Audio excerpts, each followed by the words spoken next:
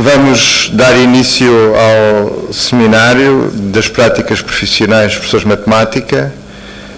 Eu começo por cumprimentar todos os presentes, os que estão presencialmente e os que estão presentes através da internet, que são inscritos cerca de 350, não estarão todos online, mas haverá durante o seminário muitas pessoas a seguir pela internet. E vamos ter a sessão de abertura que eu vou fazer a partir daquele computador.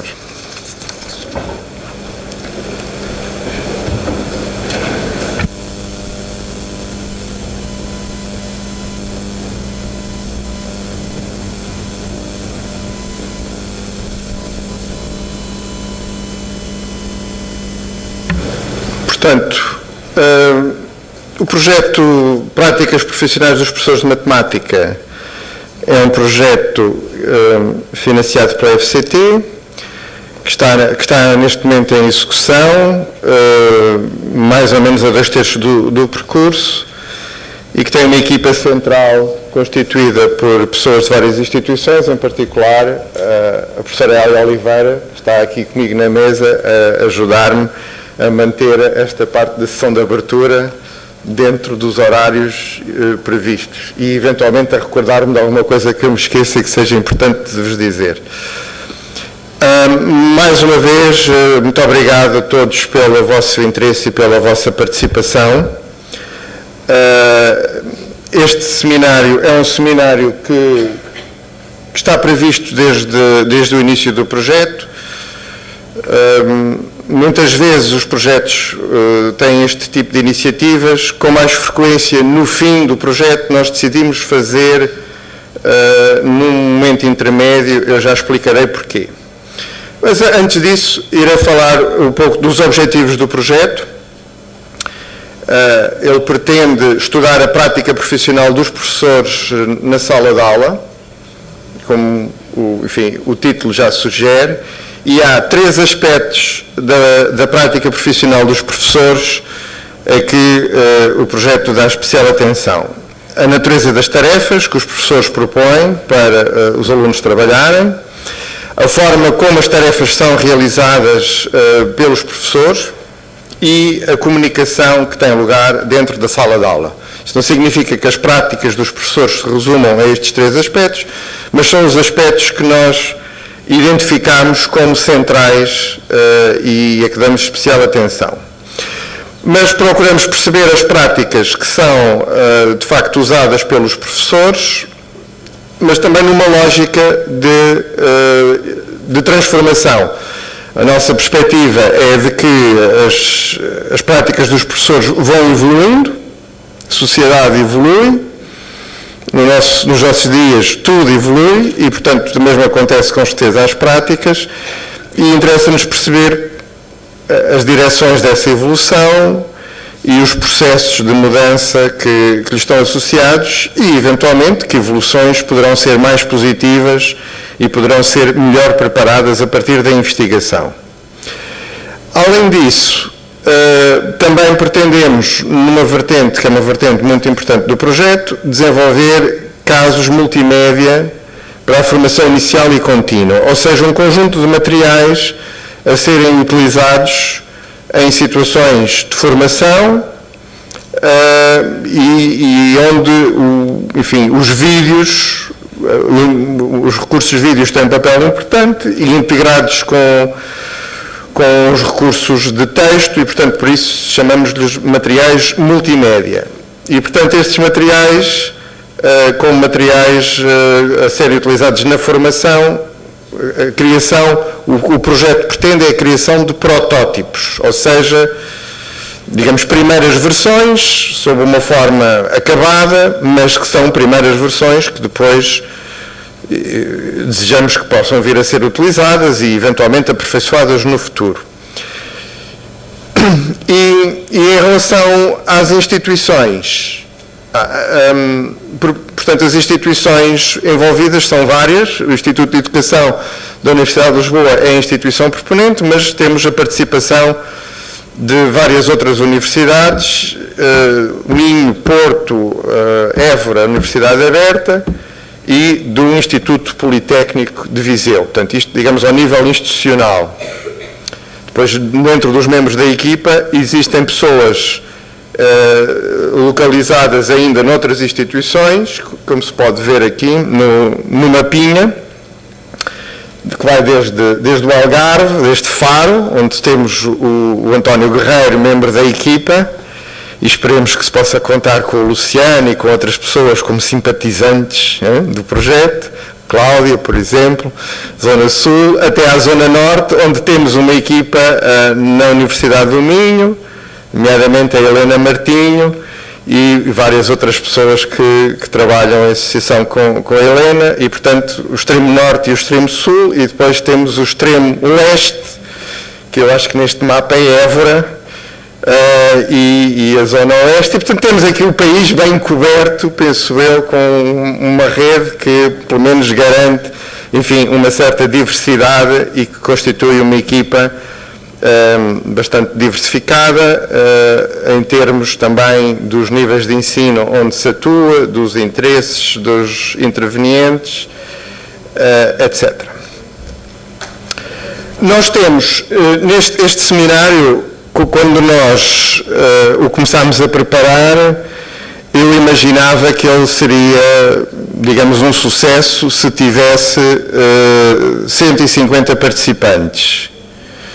Nós, na última contagem que fizemos, temos 612 participantes inscritos. Destes 612 participantes, são 250 de Portugal e são 362 de outros países. Está aqui a distribuição por países. Enfim, o país mais representado no seminário é o Brasil. Não sei se o Dario, que é o nosso conferencista que vem do Brasil, teve alguma influência nesta divulgação. Houve, de facto, uma grande divulgação no Brasil, um grande interesse, e estamos muito felizes por poder contar com a participação online de todos estes participantes internacionais. Enfim, do Brasil é o grupo mais numeroso, mas também, certamente, dos participantes da Colômbia, de Espanha, da Argentina, do México e não sei se de outros países. Nós temos a participação, portanto, será presencial e será online. Haverá alguns participantes portugueses também que estarão a participar online. Uma delas será eventualmente a Lucília Teles, a quem eu daqui desejo as melhoras, porque ela ainda há bocadinho mandou uma mensagem a dizer que queria vir ao seminário, mas está doente, não consegue vir. E, portanto, eu sugeri que pudesse participar online. E haverá certamente outras pessoas de Portugal que não puderam estar aqui hoje. Temos, por grupos académicos, das pessoas que se registaram, são registados com a distribuição que vem ali no slide, e também me parece interessante verificar que existe um número muito expressivo de pessoas que são doutores, têm o grau de doutor, e de pessoas que são doutorandos.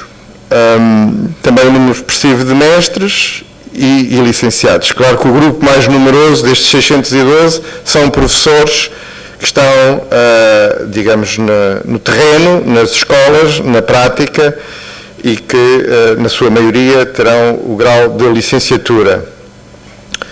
Portanto, enfim, esta participação tão expressiva foi para nós uma surpresa enorme, quer dizer, que não estávamos de facto a contar, mas que nos levou a fazer algumas adaptações e algumas alterações no nosso funcionamento, e, portanto, nós imaginámos um sistema de participação que leva a que as pessoas que estão à distância não só vão poder ver o som e a imagem do que se está aqui a passar no seminário, na sessão, que será sempre em sessão plenária, mas há também a possibilidade de participar por chat. E, portanto, estão várias pessoas a acompanhar o chat, que eu também vou apresentar, que é a Isabel Velez, a Marisa Quaresma, a Joana Pereira e a Mara Pinto, e depois virão outras pessoas, não vão ser sempre elas durante os 2 dias, vai haver aqui um pouco de renovação. Mas, enfim, elas irão vendo o que se passa no chat e, portanto, vai haver assim uma espécie de um seminário paralelo, além do seminário que decorre aqui e em que o som é a principal forma de interação, haverá uma espécie de um seminário paralelo que irá decorrer no chat e onde também é possível, portanto, colocar questões, fazer comentários, enfim, dizer de sua justiça. Nós procuraremos aqui trazer para a mesa e para todos algumas das questões que surjam a partir do chat. Não vai poder ser todas, muito provavelmente, atendendo à organização e ao tempo que temos no seminário, mas vamos procurar pelo menos trazer algumas.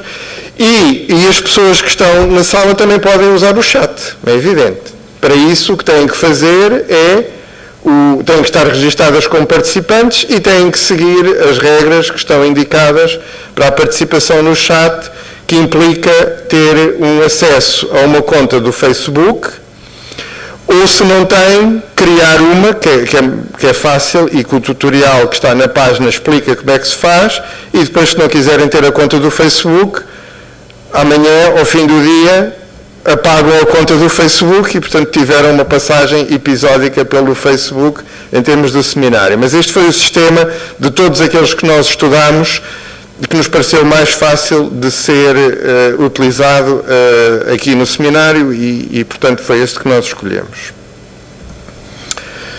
Voltando ao projeto,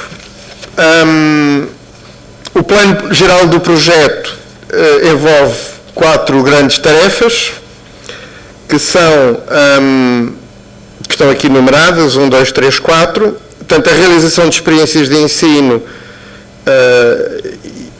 e de estudos no terreno, em vários anos de escolaridade e com vários tópicos. A realização de experiências de formação, onde se procura, quer formação inicial, quer formação contínua, onde se procura, de alguma maneira, trabalhar materiais de formação que podem vir das experiências de ensino ou dos materiais multimédia no sentido formativo, e produção de materiais multimédia, que eu já fiz referência como uma componente importante do projeto. Depois, a quarta tarefa é uma tarefa integradora de concepção, sistematização e divulgação do trabalho produzido. No projeto, nós temos educadores matemáticos e investigadores de várias instituições, como eu já referi, e temos vários professores, quer do ensino básico, quer do ensino secundário, e, portanto, estes professores têm um duplo papel de professores e investigadores. No projeto temos ainda uma consultora, que não está aqui registada, mas que está aqui presente, que é a professora Paula Stein, a quem eu agradeço mais uma vez a disponibilidade para ser consultora e para estar nesta conferência, e temos ainda 2 outros participantes. As verbas da FCT só davam para enfim, um número limitado de consultores, mas temos 2 outros participantes internacionais aqui no seminário que, no fundo, também estão a exercer o papel de consultores e que nos vão, com certeza, trazer ideias extremamente importantes e, sobretudo, criticar com um olho muito atento aquilo que são os nossos trabalhos e as nossas produções. O professor Dario Fiorentini, da Unicamp, o Brasil, e o professor Salvador Linhares, da Universidade de Alicante, em Espanha. E eu não referi que a professora Paula Stein está na Universidade da Carolina do Norte, em Raleigh, nos Estados Unidos da América. Mas vai falar em português, que tem um sotaque ótimo, e, portanto, apesar do texto estar em inglês, a palestra vai ser em português. Muito bem. Portanto, isto é, digamos, o plano geral e as apresentações que faltavam. E agora, indo para as questões mais substantivas do projeto, relacionadas com a prática profissional do professor. Portanto, a prática profissional do professor é o conceito-chave do projeto.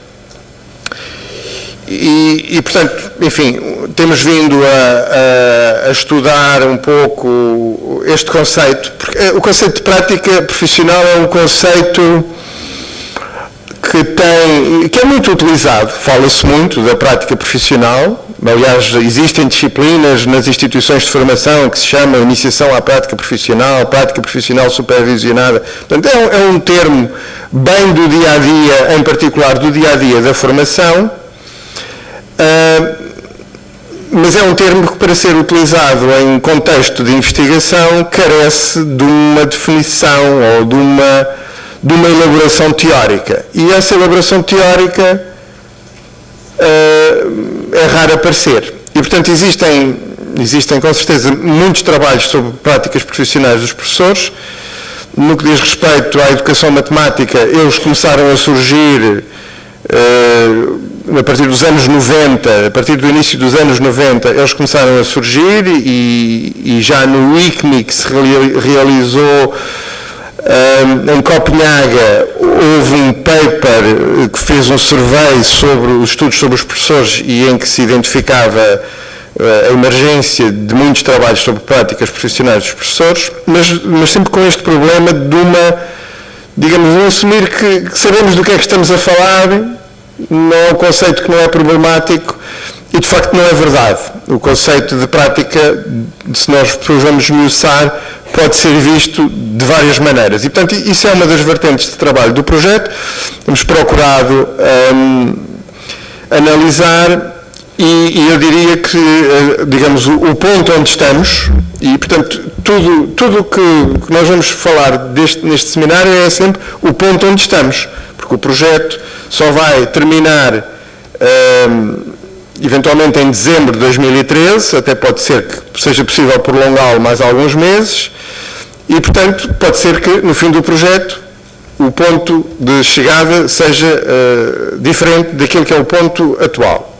No ponto onde estamos, consideramos que a prática profissional dos professores pode ser vista em duas perspectivas complementares, que é uma perspectiva sociocultural e uma perspectiva cognitiva.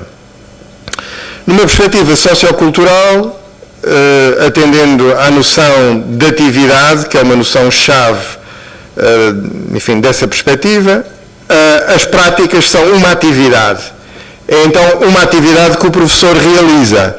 Uma atividade envolve um conjunto de ações, não é só uma ação, é um conjunto de ações devidamente relacionado, que tem uma certa intenção e com a qual o professor pretende atingir um certo objetivo. Portanto, uma prática, numa perspectiva sociocultural, é um conjunto de ações com um certo objetivo e com uma determinada intenção. Numa perspectiva cognitiva, há também a possibilidade de abordar este conceito. Há aqui, aliás, dois nomes que são bastante importantes, que é o nome de Gail Leinart, já de trabalhos dos anos 80, e Alan Schoenfeld, com trabalhos mais recentes, e que caracterizam a prática como um conjunto de ações que são previstas através de um plano de ação realizado pelo professor, previamente, ou pela pessoa que está a realizar a prática, uma vez que se pode aplicar a outras atividades profissionais, e depois decisões que são tomadas com um aspecto particularmente crítico e particularmente importante dos momentos de prática. O momento em que o professor decide algo um pouco diferente daquilo que estava no plano de ação, ou decide concretizar uma ação já prevista no plano de ação, mas, enfim, ele não definiu exatamente o momento e considera é o momento de tomar aquela decisão e de passar a outra ação dentro do dito plano. E, portanto, são duas perspectivas que nós consideramos complementares, e que procuramos usar nas investigações que realizamos.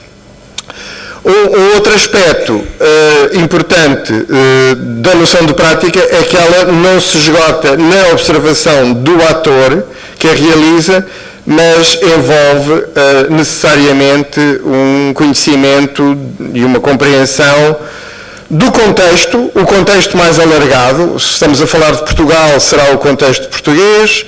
Se estivermos a falar do Brasil, será outro contexto, ou da Colômbia. E, portanto, o contexto, quer social, quer curricular, geral, onde se desenvolve essa prática, quer, digamos, o contexto, o microcontexto da aula, que envolve os alunos e que envolve o conjunto de restrições relativas à escola, etc. Bem como o próprio professor. É importante conhecer o professor que está a realizar essa prática, um pouco do que é a sua formação, do que foi a sua experiência passada, do que são as suas orientações, a sua relação com o currículo, etc. Portanto, são elementos importantes para compreender a prática, embora a prática depois seja, digamos, observada, enfim, de várias maneiras, e registada através das ações e das decisões, da atividade, dos motivos do professor, etc. Um tipo de prática que para nós tem um interesse muito especial é a chamada aula de tipo exploratório, ou de tipo exploratório e investigativo. E nós vamos ver ao longo destes 2 dias muitos exemplos deste tipo de aulas. E este tipo de aulas está um pouco esquematizado neste retângulo, que é um péssimo retângulo para ensinar números racionais, uma vez que está dividido em partes, mas as partes não são iguais, elas são desiguais. Está um pouco a dar a ideia das divisões relativas de tempos, mas que significa que na aula haverá uma primeira parte de introdução da tarefa, que é o segmento cor-de-rosa, em que existe uma apresentação da tarefa, normalmente pelo professor, embora possa ser de outra maneira, mas sobretudo há uma interpretação coletiva, e é neste ponto que eu gostava de insistir. Não é só o distribuir a tarefa, eventualmente numa folha de papel, e dizer, vamos trabalhar. É ver com os alunos se de facto existe um entendimento da tarefa, uma percepção do que é que se pretende fazer, onde é que está digamos, o aspecto problemático que é preciso trabalhar. Esta fase de negociação inicial, ou de interpretação coletiva, é muito importante, e por isso aquele segmento cor-de-rosa, apesar de tudo, tem alguma espessura. Depois, a parte mais importante, que é a parte do trabalho autónomo dos alunos, em pares ou em grupos, à qual se segue uma discussão coletiva e depois uma síntese, que ali aparece destacada, a zona azul mais forte, onde se são salientadas as ideias principais. Isto pode decorrer num ciclo de 90 minutos, de 45 minutos, de 30 minutos, de 20 minutos, podem decorrer em ciclos diversos. Isso depende muito das características da turma. Em certas turmas, os alunos não têm muita capacidade de trabalhar autonomamente durante um período prolongado.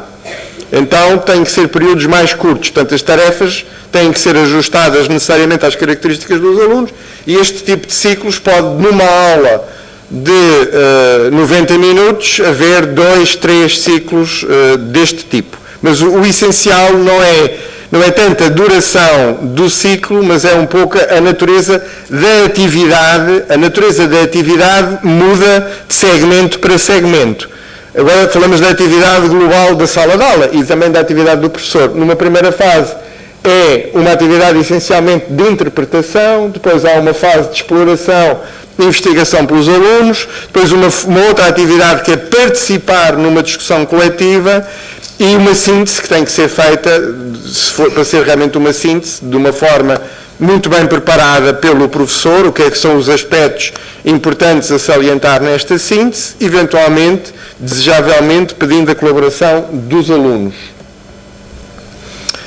Portanto, os aspectos que nós salientamos na prática profissional do professor são essencialmente as tarefas, e a comunicação na sala de aula. Nas tarefas vamos falar durante estes 2 dias, e com certeza que muitos dos participantes são familiares com estas nomenclaturas, A ideia de exercício, que é uma ideia clássica do ensino da matemática, que vem em manuais desde a Babilónia, já havia exercícios para fazer. Problemas também é uma ideia muito antiga na matemática. Distinção entre exercício e problema é uma distinção muito bem feita por Jorge Spolia. Investigações e explorações são tarefas mais abertas, digamos que têm sido discutidas mais recentemente, como também alternativas importantes para o ensino da matemática. Tarefas de nível cognitivo elevado, os problemas e as investigações serão as tarefas de nível cognitivo mais elevado, as de nível cognitivo menos elevado serão os exercícios. É importante que existam tarefas de vários tipos. Esta noção do nível cognitivo é uma noção defendida por algumas autoras e que é importante ter presente.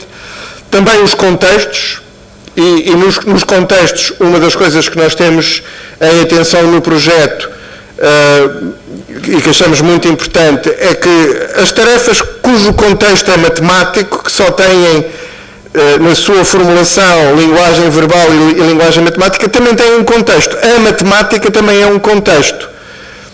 Pode ser mais ou menos familiar para um dado aluno. Se estamos a falar em números naturais, é natural que todos os alunos, ao fim de algum tempo, já estejam familiarizados com esse contexto. Mas depois, quando aparecem frações, à partida, os alunos não estão bem familiarizados com esse contexto. Vão-se familiarizar e, no fim de uma unidade em que trabalharam com frações, já terão uma maior familiaridade com esse contexto e, portanto, as tarefas colocadas também são tarefas contextualizadas, mas em contexto matemático. E, portanto, nós não dizemos que existem tarefas em contexto e tarefas matemáticas, dizemos que todas as tarefas têm um contexto que pode ser do dia-a-dia ou pode ser matemático. Uma ideia também muito importante nas tarefas é a ideia das diferentes representações. Numa tarefa, as ideias matemáticas estão sempre representadas no enunciado de uma dada maneira, nem que seja em linguagem verbal, mas pode haver um diagrama, pode haver símbolos matemáticos, nomeadamente frações ou símbolos algébricos, e, portanto, as representações usadas no enunciado podem ser diversas e os alunos podem gerar representações também na resolução do problema e, portanto, o uso de representações nas tarefas é um aspecto particularmente importante. No que diz respeito à comunicação da sala de aula, nós valorizamos vários aspectos, nomeadamente as questões do professor, a negociação de significados que o professor decide fazer e processos como os processos de redizer, em inglês diz revoicing, em que os alunos dizem uma certa ideia de uma certa maneira e o professor diz de outra maneira, matematicamente mais correto, digamos, a repetir um pouco o que o aluno disse, mas no fundo é ensinar aos alunos como é que mais corretamente se exprime aquela ideia, na perspectiva de que nós queremos que os alunos se apropriem da linguagem matemática convencionalmente aceita. Bom, o projeto pretende dar contribuição para o desenvolvimento do conhecimento de educação matemática em várias frentes. Lida com conceitos fundamentais da didática, falei-vos das tarefas e da comunicação, lida também com o conhecimento profissional do professor, liga com as questões de inovação curricular, ele tem uma intenção de apoiar processos transformativos relativamente às práticas e aqui são particularmente importantes para nós as ideias do programa de matemática que foi aprovado em 2007 e que está atualmente em vigor em Portugal e também, evidentemente, dar atenção aos contextos materiais e de formação, portanto. No programa do seminário, que está aqui apresentado de forma resumida, portanto,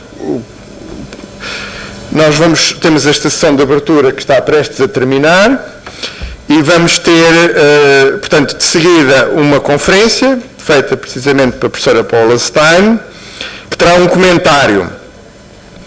A conferência que está prevista é demorar 45 minutos, o comentário irá demorar entre 5 a 10 minutos e teremos, desejavelmente, ainda algum espaço para alguma pergunta que que se possa fazer. Portanto, isto entre as 11h30 e as 12h30.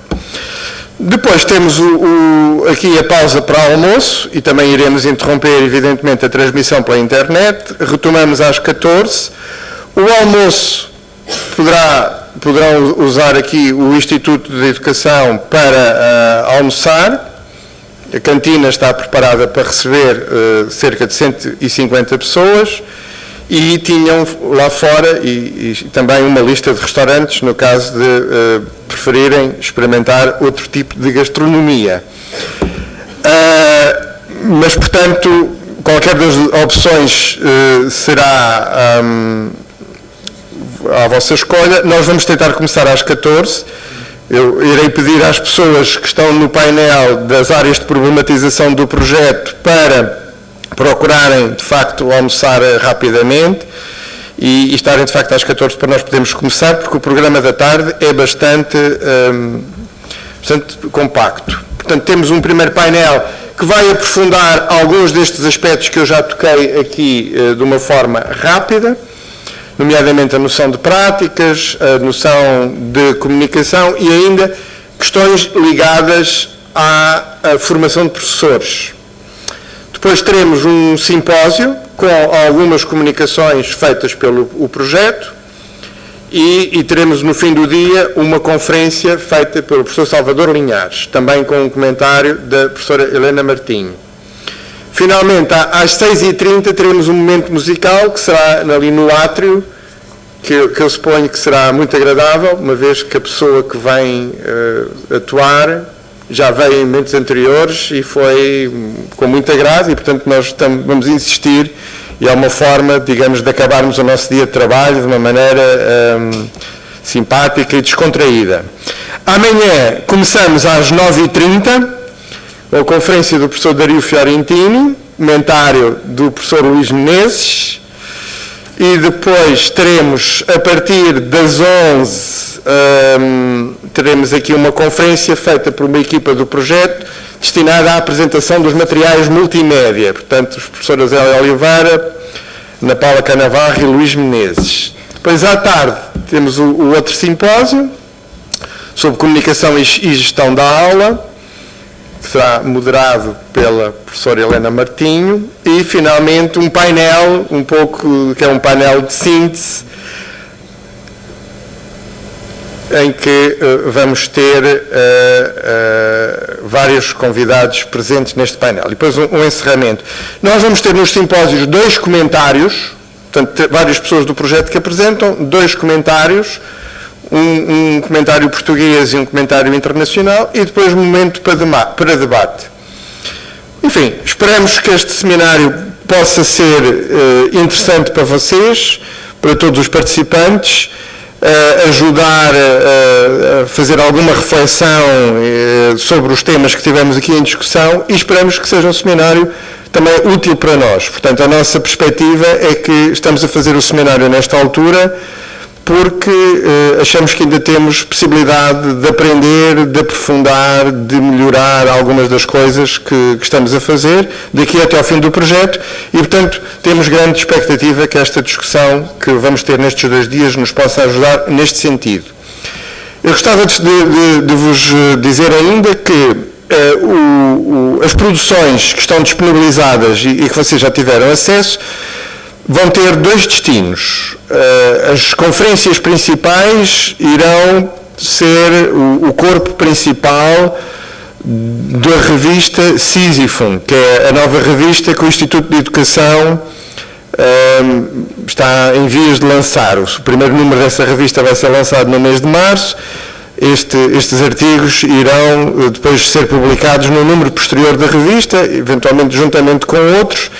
E a nossa ambição é que venha a ser uma revista de grande projeção no mundo da educação. Não é uma revista de educação matemática, terá números temáticos, terá um número temático dedicado à educação matemática, das quais estas conferências vão ser, digamos, elementos importantes. Os outros documentos, os outros artigos, os documentos de problematização, a nossa ideia é que venham a constituir um livro. com grande probabilidade, um e-book. Não um livro físico, mas um e-book que depois nós disponibilizaremos gratuitamente na página do Instituto. Portanto, é um pouco a forma como estamos a equacionar. Aquilo que neste momento vocês têm acesso são versões de trabalho. Não são as versões finais, são as versões que vão ser aqui discutidas, criticadas e aperfeiçoadas e, portanto, é importante terem noção de que se trata de documentos de trabalho, não se trata de documentos finalizados e, portanto, não devem ser apresentados como documentos finalizados. Pronto, esta a apresentação geral do seminário, encerra-se aqui a sessão de abertura. Os meus votos de um ótimo trabalho, contamos com a vossa participação para que sejam 2 dias extremamente produtivos. Muito obrigado.